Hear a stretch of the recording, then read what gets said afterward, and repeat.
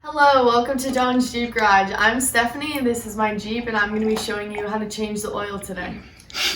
For today's video, you're going to want to have some paper towels, 2 oil pans, some rubber gloves, stylish safety glasses, a 15/16 socket and a 1/2 inch socket, an extension, and a ratchet. Today we are using Vavoline 5W20 motor oil and then Mopar oil filter item number MO349.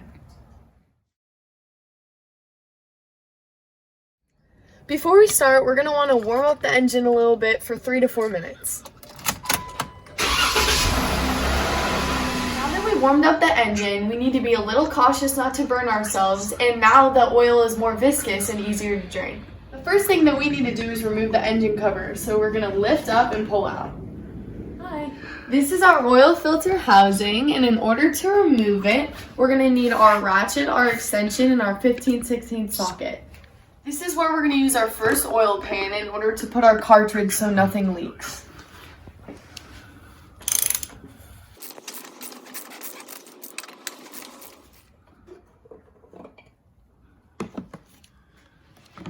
Hello, we're now under the Jeep.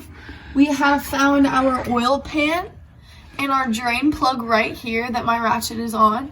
And we have our second drain bin to where we're going to position it right underneath in order to catch all the oil that falls.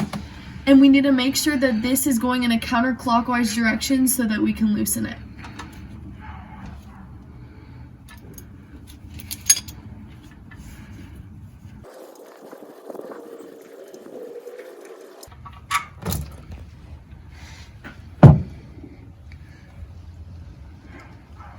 See, as the flow is weakening and as it's dripping a little bit on this side, you may need to reposition it so that it catches the oil still.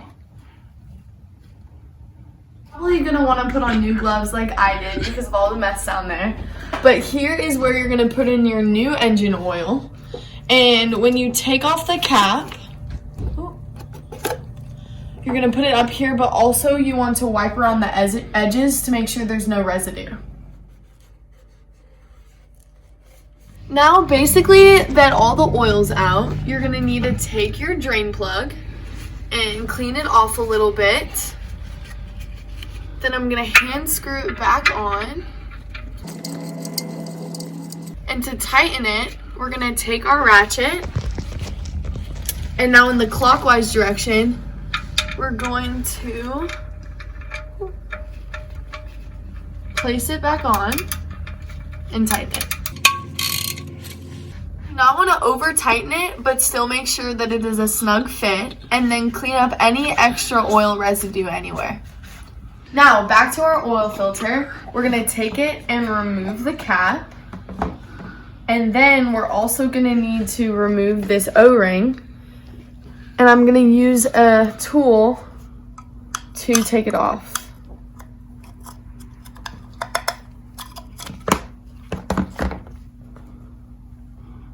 I didn't mention this pick before, but with hands like mine, I needed a little bit of help. Now we're gonna take the housing cap and wipe down any of the excess oil, and then we're gonna put in our new filter. Now we take our filter and our housing cap, and we wanna make sure that it snaps in.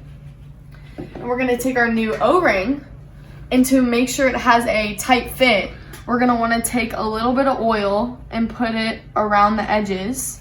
So this should help it seal, and we're gonna bring it over the top and down. Just where we took it from, we wanna make sure it's in the larger groove at the bottom. We wanna take our cartridge and we wanna put it back in the housing and hand tighten it. And then take our ratchet and we're gonna add our extension and the 15/16 socket, and we want to make sure that we don't tighten it too much, but make sure again that there's a snug fit. Guess what we get to finally do? Add our oil. I'm gonna first start off with 5 quarts, and we aim for a funnel.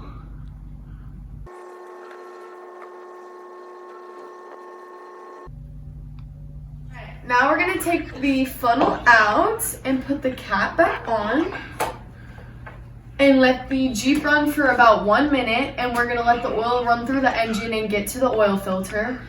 And we're probably gonna add about a quart more of oil, and we wanna be checking the dipstick to make sure we're not adding too much.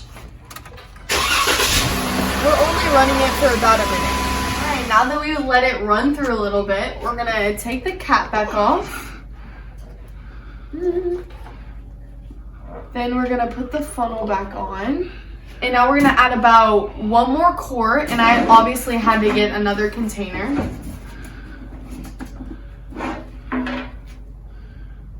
All right, to make sure we didn't add too much, we're gonna come over here to the dipstick, and we're gonna pull it out, and we're gonna clean it off.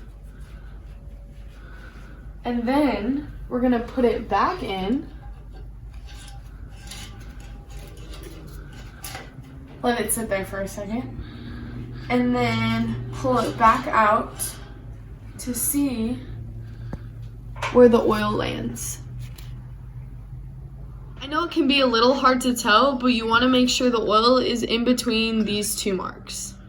Alright, I added a little bit more oil than before to make sure we had a good reading between those 2 indications.